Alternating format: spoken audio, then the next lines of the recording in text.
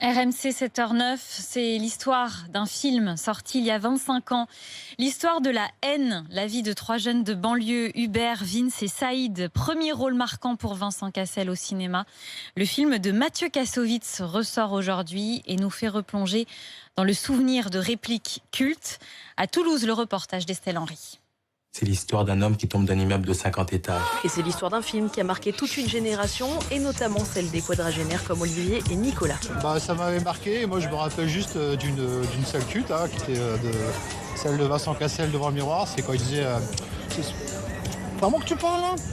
Vraiment que tu parles ?» Puis après quand il prend le train, il fait « C'est moi que tu parles comme ça, ouais !» Guillaume était adolescent lorsqu'il a vu le film. Ce qui l'a marqué, c'est son réalisme revendiqué par le réalisateur. En gros, pour une fois, c'était un film qui se plaçait du côté des principaux protagonistes, donc ceux qui vivent dedans.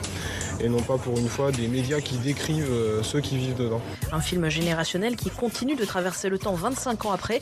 Sylvain et Rémi sont deux rappeurs toulousains. Ils ont l'âge du film et l'apprécient autant que leurs aînés. C'est côté cru, brut, incisif dans le film, c'est un truc qui m'avait marqué. Ouais, je pense que pour notre génération, c'est un classique ce film, quoi.